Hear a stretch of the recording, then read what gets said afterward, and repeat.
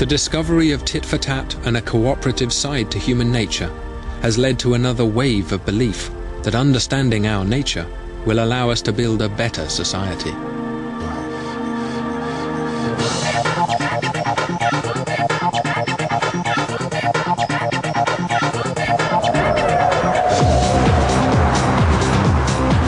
In the 90s, we seem readier than ever to believe that there are evolutionary roots to social problems, with genes for intelligence, violence, even poverty.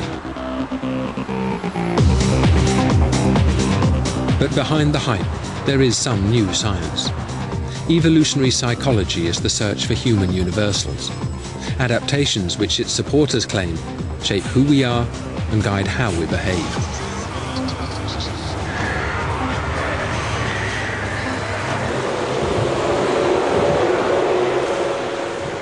A nice example of a highly specific adaptation that can generate multifarious behavior and vast variety of behavior is male-male competition. That is in male brains simply to do with mating strategies. It's good for males to compete for mates, whereas for females there's not much reason to compete for mates. So there's a divergent psychology between males and females when it comes to competing for mates. But a funny thing happened on the way to mating strategies. It turned out that that divergence was not only to do with how you go for mates, but began to pervade the whole of male and female psychology. So the whole of male psychology is more competitive, more risk-taking than females.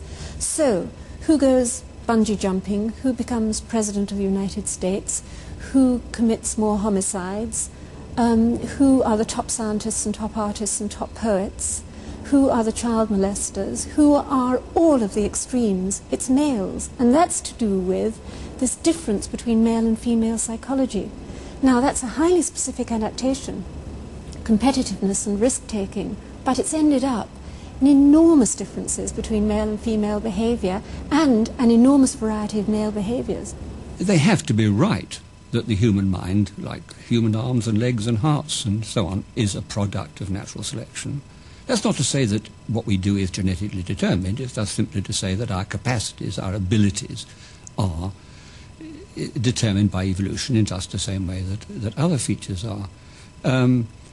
As yet, I think they have limited really dramatic successes. It's difficult for them to point to quite specific things about human beings that they can explain and nobody else can.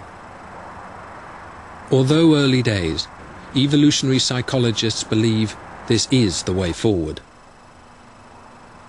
It's the place where we're going to find out the truth about human nature, and that is going to inform every policy, every legal document, all the social sciences once it gets off the ground. I think, in fact, the latest wave, which I think of a sort of son of sociobiology, the recent evolutionary psychology kind of work, is a great advance on the other one in the sense that it is done by people who know some classical psychology and sociology and so on. They're not just ignorant of the background. They just think in places it's mistaken.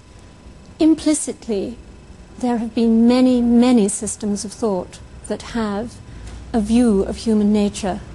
Most of them have been utterly wrong. The scientific claims of evolutionary psychology have already been taken up by political thinkers.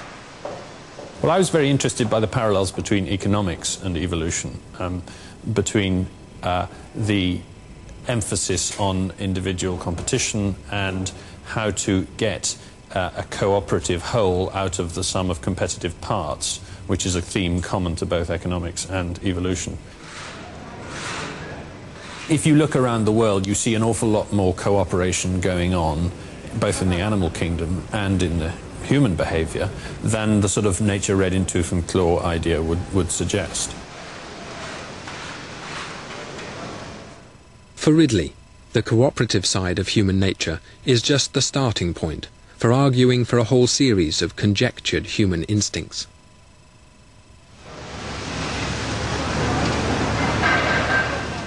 If you've got cooperation going within your society, then it's important to be able to defend that cooperation against being exploited by people from outside. People coming in and taking the benefit without paying the cost. Well, it's my belief, and that of a number of other people, that it is relevant that other animals show xenophobia, that is, antagonism between groups, and it's no surprise to find that human beings also show this behavior. This implies that in some sense xenophobia is natural or instinctive in us. Now, that's not to justify it for a moment. It's simply to say, you know, watch out, there is a possibility of eliciting this sort of behavior in human beings if we don't structure society right. Nonetheless, human beings have managed, despite this, in some sense, natural antagonism between groups, have managed also to invent cooperation between groups, which they call trade. And I believe trade is a much more ancient and inherent, as it were, feature of human society than is sometimes thought.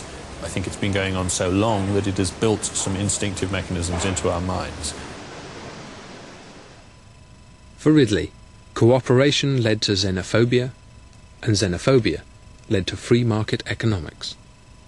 Well, isn't it interesting that just as Darwin in the 1830s develops his theory against a backdrop of laissez-faire, of the workhouses going up, of the weak being sent to the wall, so ultra-Darwinism comes back into vogue in the 1980s, in the Reagan-Thatcher years, years of deregulation, of competitive individualism, of survivalism.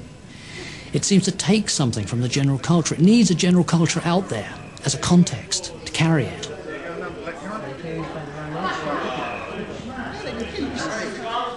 I mean, I do think that, to some extent, evolutionary psychology leads you to a view of how human beings behave, which justifies rather more free market, libertarian, laissez-faire view of how to organize society.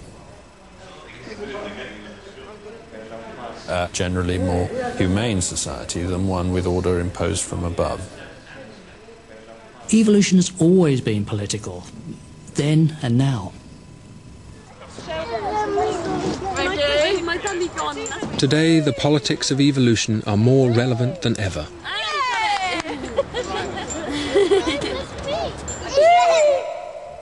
Behind the genetic arguments over genes for xenophobia, or whether free trade is somehow natural for us, there are larger questions.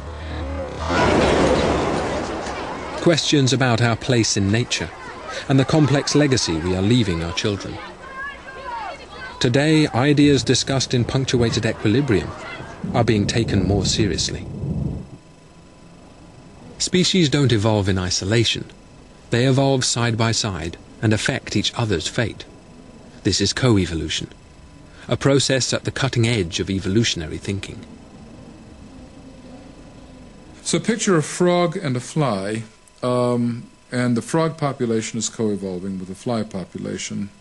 And my anecdotal way of saying it is, suppose that the frog develops a sticky tongue. Well, that changes the fitness of the fly, but it also changes the fitness landscape of the fly. It changes what the fly population should do. The fly population, in the face of a frog with sticky tongues, will favor mutations that make the fly slippery, or that make flies have sticky stuff dissolver, or make flies better able to smell sticky-tongued frogs coming at them.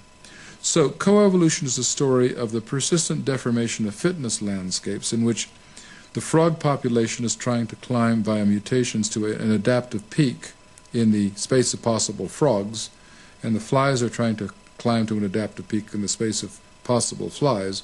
But when the frog moves on its fitness landscape, it changes the locations of the peaks for the flies, and vice versa. In real ecosystems, not just two, but thousands of different species co-evolve. The dynamics between them may be the key to understanding the evolutionary stability and sudden change of punctuated equilibrium. So far, in standard evolutionary theory, there's no account for all of that. On the other hand, there's a body of theory that suggests lawful behavior, and the core image is of a sand pile in which one pictures the hand of God dropping sand onto a table. For Kaufman, the sand pile and the way it changes is an analogy for how ecosystems evolve. The sand falling on the pile represents the evolutionary forces affecting an ecosystem. The sand pile can absorb change, seemingly without effect, until some critical threshold is crossed. And then, like extinctions in an ecosystem, change occurs in avalanches, some small, some catastrophic.